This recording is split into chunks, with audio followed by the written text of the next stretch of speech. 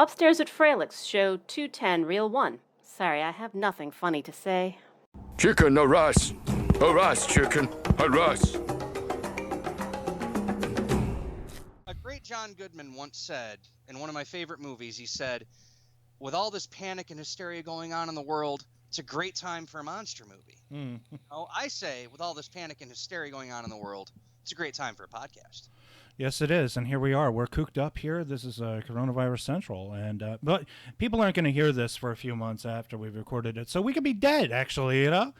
This thing could finally just nail us to the wall, and we'll all be dead. And then someone's going to have to scrub your hard drive to fucking find all this shit. Well, if it stays up on YouTube. That is if YouTube isn't killed, too. Yeah. The movie we're talking about is Parasite. This was the movie that won Best Picture and Best Foreign Feature Film, or Best International Language Film. And best Director, Best Screenplay. They changed that. I don't understand why they changed it from foreign. They don't like the word foreign anymore, is that? I guess they're trying to be more PC. This is a really good movie. I was not expecting this movie to be as good as it was. It knocked me on my ass when I watched it because it was such a vibrant cinematic thing going on. It had that kind of energy that a movie like Uncut Gems had, and it comes out of nowhere. It's a very left field title, like we said. We were talking about the major qualifications for movies that get Best Picture nominations, and this is one of those left field movies. And it's the rare occasion that a left field movie actually came in and stole it all. It did, but it was really, like we said before, that he went up there and he gave thanks to Martin Scorsese and Quentin Tarantino, and that is better than any Oscar. Dude, he made Martin Scorsese cry. Yeah. Well, he also did. I mean, like, everybody was like, "Oh, come on. You're making me feel old. Shut up." Which is like, my reaction would be, what am I, an elder statesman? I'm going to die. Arr! But it was like I said, we've said this before. It was the classiest thing that anybody could have ever done. I mean, he literally said he only expected to go up there once. He didn't expect to go up there 3 other times. Because he knew in the back of his head, I already know I'm going to get Best International Film. I already know I got this one in the bag. He had no idea he was going to get Screenplay, Directing, and Best Picture. Well, it's interesting. Why do you think this movie won Best Picture compared to the other movies? Because honestly, compared to everything else, it was the most original, most different movie that was even slated. I mean, but the Academy isn't really known for doing that. They're known for, like, staying safe, playing it safe, basically. I know, and they usually do play it safe. This time they swung for the fences, man, and I'm glad. The Academy has a long way to go to get with the times, but this was a step in the right direction. I'm glad they picked the movie that I will dare say deserved to win. Remember when they picked Shakespeare in Love over Saving Private Ryan that year? Let's not fucking talk about that. And you should. I mean, the look on Spielberg's face. Spielberg was trying to be diplomatic about it, but he was pissed. I would be too. It's like I just won Best Director. Why am I not winning Best Picture? Oh, because I didn't bribe the Academy like Harvey Weinstein did. Oh God! I mean, what was the other one? I'm thinking of a few years to where this happened. Gladiator was another one where it didn't get Best Director, but it got Best Picture, which really pissed me off because I hate Gladiator. I cannot stand that movie. Aren't you entertained? The other one was Brokeback Mountain and Crash. I wish I could. Where An Lee got Best Director, but then Crash got Best Picture. Yeah, Crash. Oh. And the thing is, Crash, the first time you watch it, it's a good movie. But then the third, fourth, fifth time, it's like, this is drivel. I think I think my problem with Crash was, and I'm talking about the later movie, not the Cronenberg movie, which is a masterpiece as far as I'm concerned. Not the better. Is that it was too well rounded and trying too hard to be perfect and trying to be like, kind of, I don't know, Paul Thomas Anderson, Robert Altman, by having all these intermixed stories together, right? And how they all come together. They like, what is it? Paul Haggis like fucking took playbooks from, like you just said, Robert Altman and Paul Thomas Anderson. You take notes out of their fucking playbook. And then create something very schmaltzy with it. It wasn't even edgy. There was nothing edgy about, because all throughout the movie I'm asking questions like, well, I don't understand. Matt Dillon is racist, but he's feeling up Thandie Newton. I mean, I just don't get it. It was, you know what? Again, the Academy can get it wrong. We know this. But this, the Academy okay, can get it wrong. the reason I think Parasite, I remember having conversations with you and with David Anderson, and you were talking about either both of you or one of you was talking about turning this into an American movie or an American TV show, and I don't think it could work here because there does not seem to be any difference in skin color in South Korea. Everyone pretty much looks like, and I'm not saying that as an ugly American, I'm saying that there don't seem to be any superficial differences between rich and poor people. And it's obvious in the movie because these people, the poor family in this movie, passes themselves off as being able to cavort with the elite, and the elite are the wealthy family. So all they have to do is basically just behave as though they're smart, or the kid does anyway, because the kid is smart. He's the initial guy. They allude to the fact that he knows English. You do hear English. Yeah, and it's a big deal. That's a big deal in South Korea to know English and to speak it fluently. So you figure if a kid knows English, he's really smart. And then they figure out like the easiest way to like wriggle in the rest of his family. It's like, oh, she can pass off being an art teacher. Oh, she can pass off being a maid. Wow. Yeah. And then the other one who is like an art therapist, the daughter is an art therapist. All she does is basically do what all art therapists do and bullshit her way through everything, right? Right. And the rest of them are all working class. So you have a butler, you have a driver, you have a housekeeper, that kind of thing. One of my favorite parts, what they did was they showed like even though they tried to act like they were regular working class people, it was their smell that gave them all away. Yeah, and that was also something that. Well, let me do the plot here. Basically, I mean, the whole movie kicks off. You have a very poor family and a very cheap family too, to boot. They're so cheap that they can't afford fumigation, so they let the street fumigators fumigate their apartment by keeping their windows open. They live in the basement. This is like below sea level, which is very interesting to me because the poor people all live low. They live low to the ground, low under the ground. The rich people live on hills, Right. And all they have to do, I mean, like in a situation where it rains, say, the rich people are just, oh, it's raining, it's nice to have rain. But all the people down in the valley are being flooded out of their homes, So it's a very kind of like ivory tower situation where all you can do is just look down at the poor. I mean, these guys are so dirt poor, they're stealing Wi-Fi. They're stealing Wi-Fi. They're doing everything they can. It's interesting. The movie's called Parasite, so you're automatically assuming that the poor people are the parasites in this situation. You'd think that.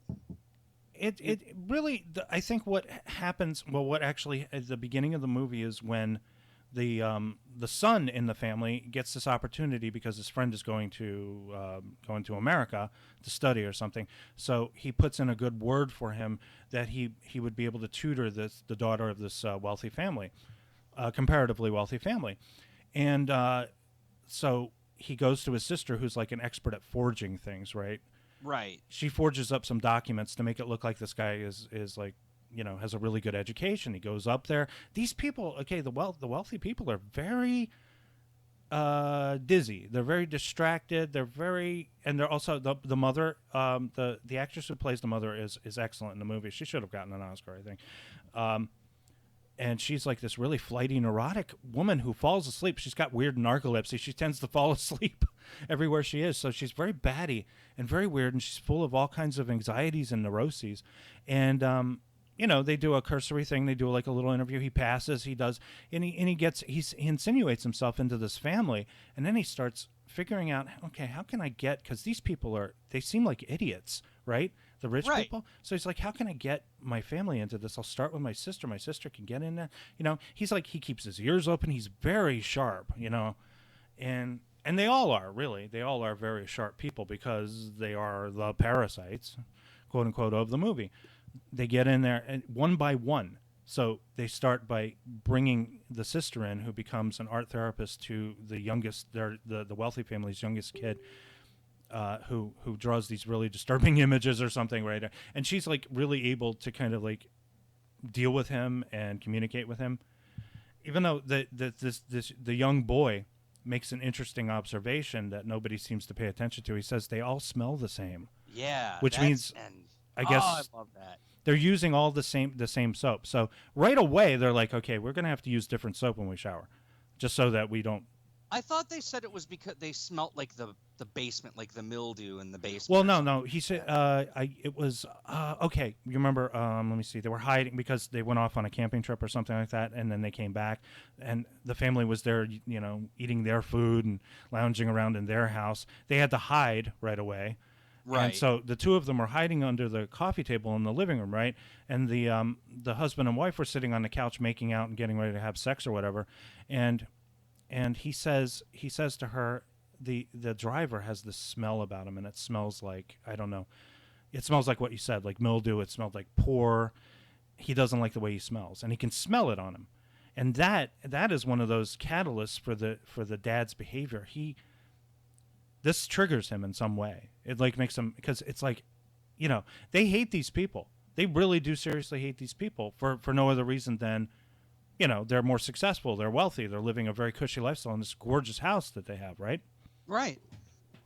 So And it's the all mom- about like, it's the all about mom's that smell. obviously like the dad obviously makes enough money, though the wealthier father, he makes more than enough money to make sure, like they say she's like a stay-at-home mom or something like that, right? Yeah, she's she's very much like a bored housewife who's losing her mind. It's like, that's why it reminded me a lot of John Waters, because John Waters loves to do shit about bored housewives that just go nuts, and she is kind of nuts. She's very flaky and weird, right? The dad is like, he must be a workaholic or something, because he's always at his job, right? He's like Yeah, a he's tech. always at his job. I mean, they don't He's even like in say, tech or something. He's like in computers and technology.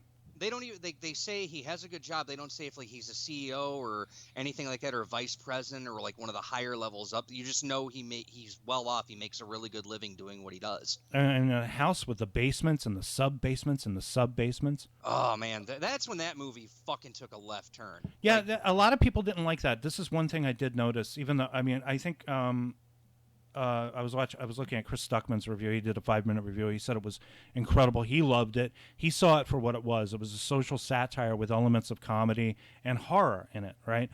right. But a lot of people did not like the twist in the movie. Should we talk about the twist? We probably could, right? Yeah, the movie's already won the Oscar. We can talk about the twist. Well, I mean, the twist of, the whole thing, you think, you're kind of watching, it's weird. It's weird because as the audience, you're kind of with them, but you're against them. It's like you want them to get caught, but you don't want them to get caught, Right. Because there's this like push-pull thing going on with the wealthy family. You don't know whether or not you should hate the wealthy family or feel sorry for. I felt sorry for them. My wife did not like them. My wife did not like the wealthy family, although she did not. She did not. She didn't wish this on them, though. I mean, the kids, I'm fine with. Like the two children, I'm fine with. I didn't like the mom. I didn't like the dad, only because they were stuck-up assholes. Right. Because Oh, you're like, talking about the wealthy family, right? the wealthy. Yeah. I'm sorry. mean, I thought you were talking about. I love the poor family. I love them. They're resourceful. They're just doing what they can to survive. They're doing okay? what they can to survive, and every little scrap. But then it gets down to this situation where, after the daughter is hired as a art therapist, what do they do next? The driver. Okay, so the daughter puts her she takes her panties off in the car. She's being driven home by the driver. Very nice. And this is really kind of fucked up. Everything about it is kind of fucked up. She takes off her panties, puts them under the car seat, and then the panties are found by the mother, I guess. And the mother makes this assumption that the driver's been picking up women and having sex with them in their car. So he's fired. Oh, by the way, I know a great driver. There's a great driver you can probably work with. And then they kind of make up a fake business card or something, and they make up a fake phone number. They call the number. They hire the dad to become the driver. And then after the dad is hired, they set about going to work trying to figure out some way to get rid of the housekeeper who has been there forever. She was there with the previous family too, right? Yep, and the way they get rid of her is ingenious. It's Tuberculosis. Tuberculosis, okay, and tuberculosis is very interesting because that's the number one killer per day globally. It even kills over 150 people in this country every day. Some people think that tuberculosis has been cured or nobody has it anymore. More than 3,000 people die every day from tuberculosis. That's nowhere near the numbers of coronavirus. But nobody does anything about it. It's very interesting. But people, obviously, in South Korea, very frightened of tuberculosis. And the mother is a bundle of neuroses of herself. So they figure out okay, think it was a conversation between the daughter and the kid, the tutor, and she says she won't let Peaches into this house. You can't have Peaches because she's deathly allergic to them, right? Right. So they collect peach dust. They collect peach dust and get it near her as much as possible so that she'll break out in horrible and have a horrible reaction to it, right? And then she coughs, puts a napkin in the trash can, and then he sprinkles hot sauce on the napkin and he shows it to the mother, and she's like, "Oh my God." I mean, that was ingenious. That was so great. That I was- love that. It was So like great. it was like a God, it was like a con or something. It was like a con game. It's like these people are, it's like, okay, what was that DiCaprio movie that Spielberg did? Catch Me If You Can. Right. Okay. Yeah, he's a con artist in that and a forger and everything.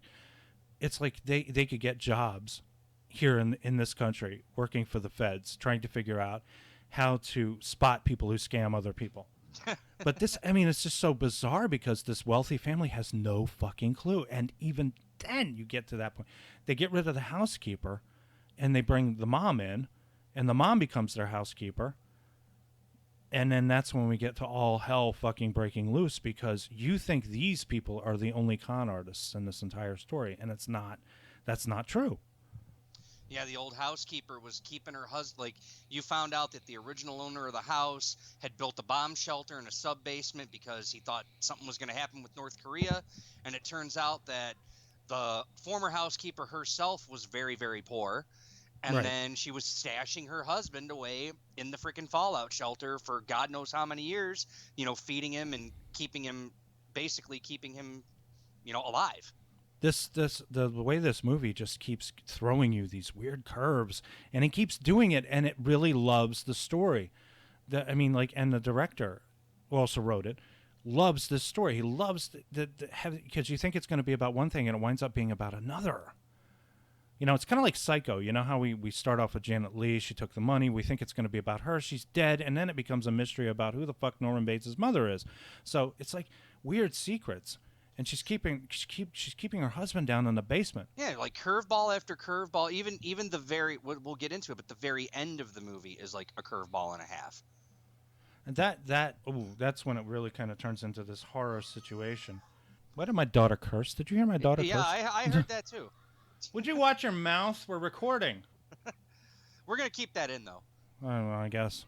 Oh, dude, you can leave. Hey, you can keep me puking in. Okay, we can keep that in. We get to the part where you find out that, like what they do. The housekeeper finds out that all four of them, have infiltrated the house. They find out all this. They're gonna rat, and then then the fight ensues, and then all of a sudden they freaking bash her in the head, and then she's got a fucking traumatic brain injury. Yeah. And then like the very next day, and then the whole chaos ensues. Like after that, the family gets home, and then the other family goes back to their poor house, and then they're flooded out because of the rain. And then they're all distraught the next day. You can tell that everyone is distraught because of what happened to their home. They have no home. Yeah, they go in. I mean, it's so weird. And also, who the hell would put a toilet there? I was going to allude to that. I was going to say, like, dude, it's the way the house was designed. It's the way they designed the basement to be livable. But, like, that scene where the toilet just spews up sewage. Yeah, and It's everybody's like, just it's disturbing. It's like just running around in sewage, and it's sort of like once they've already had this really horrible thing happen, then everything they have is underwater. And then what happens the next day is just like, oh, let's get everybody together. We're going to throw an impromptu birthday party for our son. And then it turns out crazy. Like the guy in the basement, he watched his wife die, and then he just goes fucking batshit crazy. Yeah. And he fucking just goes after the daughter, stabs her in the chest, and like the whole catalyst was where it reverts to parasites, because you think the other family's a parasite. No, because the father, instead of helping out, the girl who got stabbed, his main concern was for his kids and not the safety of others. Like his whole thing was, fuck everybody else. My family's important. The rest of you are trash. Yeah, and then he gets killed by the other dad. And you know what? If I'm not gonna say I sympathize with the situation, but Dad was already at his breaking point. He lost his house. He just watched his kid get fucking stabbed. Okay. But, it's like both sides do terrible things, and that's something that just cannot be permitted. A story like that cannot be permitted to be told in the United States because there's so much division. right now. There's so much polarity between different classes of people.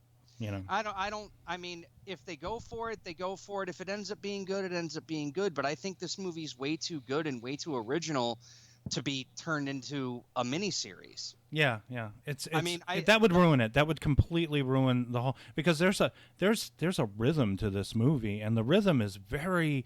I spoke to you when I saw it. I said this reminded me of Kubrick. It reminded me of Martin Scorsese, and it reminded me of John Waters. It had, and the Coen brothers too. And it had a real pace to it. It was like music. This movie was like a piece of music. You know? It was a concerto, dude. This whole movie was just an epic. If anybody hadn't seen it, I mean, we probably ruined it for anybody who's watching it. But even then, I mean, the execution we'll make sure to of put it. up a spoiler tag, you know, in the thing to say, hey, look, heavy spoilers. You know, we're Great talking movie. We wouldn't be wasting time talking about a movie that was so horrible, unless it was like a work of art and it's how horrible it was. It's really refreshing, and it's Boxing Helena, right? well, what we did break that up with another much better movie, though. You're not going to see American filmmakers with this much courage, and like I said, part of it is there are no racial distinctions between these South Koreans in this movie. Everybody looks the same. That's what you got. There's no black, there's no white, there's no Hispanic, there's no, you know. There's no nothing. It's just the classes. It's just classes, and it's a class thing, and this is the problem with classes. This is why this country rules, is because anybody could just become. But the thing is, you know, all these people still had the same kind of technology, no matter where they were and no matter what living conditions they had. They still had their cell phones and everything. Well, because this day and age, you know, it's easy to you can get a free cell phone, a shitty fucking Android smartphone. You can get like Cricket, Straight Talk, whatever. You can do the prepaid plans, yada yada yada. They make it so much easier to get cell phones these days. Anybody can get. They needed a cell phone to survive because they use that to look for jobs. That's true, and you can also see how, when you are poor in another country, you are going to be kept down, and there's almost no way to escape poverty. There's no way to escape being poor. There's no way to escape being the working class. I mean, I love how the end to where the dad, he becomes the next victim. Like he's in hiding for the rest of his life in that fucking house. Again, it's kind of sad. We shouldn't really feel that for these people, but there's this whole bit at the end, where this whole montage where he's talking about how he's going to become wealthy enough to buy that house, and then one day he'll be able to set his father free. Yeah, and but how would they take care of him in the meantime? Would they pull the same kind of gag that the previous housekeeper did with her husband? I don't know what the hell they have to do. That's the one thing that they're never going to explain. What you do know is that another family, a German family, moves in, and they never spend any time at the house. And then he was able to like get food and water and everything like that he needed. But then the house was vacant again. How is he going to survive in a vacant house? Yeah. I mean, but then apparently the kid figures out he's there, so maybe the kid's bringing him food while the house is vacant. That's right. He takes all this time. There's this like light that can be controlled from down there in that sub basement that he can hit a button on and send basically Morse code. He can send Morse code. And then you find out that, like, I think one of the best scenes is you find out that the wealthy dad, thinks his lights are motion sensor, but they're not. It's actually the husband controlling the lights in the basement. Yeah, yeah. And that was left field for me. I'm like, really? This guy's doing this all the time? He knows when the husband's coming home to like trick these lights into thinking they're motion sensors? Yeah. I like that though. I mean, it shows how creative Bong Joon-ho is as a filmmaker. He is incredibly clever.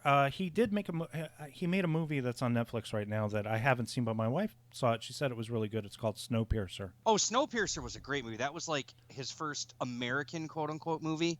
I mean, he had an American cast. He had Chris Evans in it. That was a very good movie. I enjoyed the hell out of Snowpiercer. Like, can you give me like 30 seconds of Snowpiercer? What's it about? Oh God, it's been a while since I've seen it. Is it some kind of environmental thriller or something? Yeah, it's environmental. I need to watch it again. I really do, because I saw it right when it came out. I liked it, but I haven't seen it since. And does it like take place in a future or something? It's science fiction, right? It's science fiction-y. It's in a future. So it takes place in a future where it's snow. It's like a new ice age or something. I don't know. Something like that. But then you see, that's what I like about Bong Joon-ho, because he can make a movie like that, and yet prior to that, he makes this horror comedy, The Host. Right, The Host. The Host. I remember that one too. That was an amazing movie. I love it because it's just a funny monster movie, and it's hilarious. And then I want to see the one that's on Netflix, the movie about the giant pig. Giant. Oh fuck, man! I know what that. I've heard of that one, but I don't know the title. God damn it! I want to see it. I mean, dude, this guy, dare I say, it, this guy is the fucking Korean Guillermo del Toro because he can make anything. Oh, let me see. Was it Memories of Murder? Okja. Oh, Oakjaw. Okay, Oakjaw. Oakjaw. It's a fucking pig. The poster is a pig with a factory on its back. Believe me, that was hard for me to look up, man, because I got full Wi-Fi strength, and I'm telling you, our speeds are shit right now because everyone's staying in their houses, going on the internet, watching TV. So peak hours are going to be all over the fucking place. So your shit's going to be throttled. It sucks, but welcome to the pandemic era. Well, I think I've got some kind of turbo thing strapped to this computer's ass. And I certainly pay enough, and I got to pay the goddamn bill too. On top of that, I know. Super pig. Okay, so But it's a anyway, super like pig. I said, man, Bong Joon-ho is pretty much he's the Korean fucking Guillermo del Toro. You know, the man can you give Something. the man Well, you know, at this point, I gotta say, because Guillermo has really kind of gone down for me a lot in terms of the work that he's done lately. This guy he's like Guillermo del Toro on cocaine and steroids. I mean, like his stuff is fast, witty, clever, and I was never bored. I was never bored watching this movie. I wasn't either. I mean, I'm glad that I knew about his work before I went into Parasite. You know, because like I didn't think this movie was going to win any major awards. Like I thought it was going to get Best International. Dude, it was a. Did you see the reactions of people when this movie won? Like how happy people were. A lot of people were happy, but a lot of people were pissed. Like I said, a lot of people were pissed that this movie won because and you know maybe it had to do with because international film might as well be Best Picture, so you're kind of giving two Best Pictures to a movie. And when was the last time that happened? I mean, but the BAFTAs can do it too. I think don't the BAFTAs have their own international, feature film or something like that? Can an American movie win a BAFTA? I'm not sure. I'm not even sure. I don't think so. Movies sort of were our thing. I mean, we were the ones that really we had our artists, then there were the European influences that came out later, and then we were influenced from the European influences that were influenced by our stuff. But America was the country that first I possibly turned it into became an art. It was an art form at first, then it became something, hey, we can make a lot of money, and then it became this massive industry. So we were the ones who kind of killed movies, really. The way I see it is this, okay? The Oscars say any movie you make is welcome to go for Best Picture, whether it be animated, a documentary, this, that, or anything else in between. As long as it's a movie and it fits the guidelines, it doesn't matter what country it's from, we'll let it be up for Best Picture if it's worthy. And Parasite was a worthy film. I mean, you also got to figure, okay, Best Animated Feature, okay? So you look at a movie like Toy Story 3 that came out 10 years ago. That movie won Best Animated Feature, but it was also up for Best Feature Film for Best Picture of the Year. So honest opinion, man, people that were mad that this movie lost, they were the ones that wanted Joker to win. Those were the people that I saw that were angriest most. Everyone was like, fuck Parasite. Joker should have won. It's like, dude, Joker should not have won. Joker didn't deserve to win anything other than acting. And it got musical score. That's a different thing. It's a different type of category. The fact is you have these hardcore fans out there that wanted Joker to win so fucking bad, and yet when Parasite won, which is the obvious better movie of the two, they're like, no, Joker should have won. They're acting stubborn. They're like, oh no. There was this one. Well, I have yet to see it. It will be coming on HBO very soon, so I will watch it when it comes out then. And I know Regan wants to see it too. She wants to see Joker. I mean, it's worth watching. I said it was a good movie. I mean, but I'll tell you this right now. I'm gonna dump that off my top 10 of the year. Parasite's on the list now. Joker's gone. I mean, Joker's an also ran for me now. But I watched this one guy on YouTube went on a rant about how Parasite didn't deserve to win Best Picture. And it was basically, he was one of them. He was your atypical redneck Trump supporter. And his video got 44,000 thumbs down, maybe a couple of likes. And this guy just went on a rant and everyone was like, dude, you're an ass. It's like you have no taste in movies. You have no we get the. Well, I mean, he's entitled to his opinion. I don't want to hogpile on First people. Amendment. You're entitled to your opinion. This is true, but just because it's your opinion doesn't mean it's right. No, yeah, that's true. Yeah, you're absolutely right about that. Now I would put it is so close.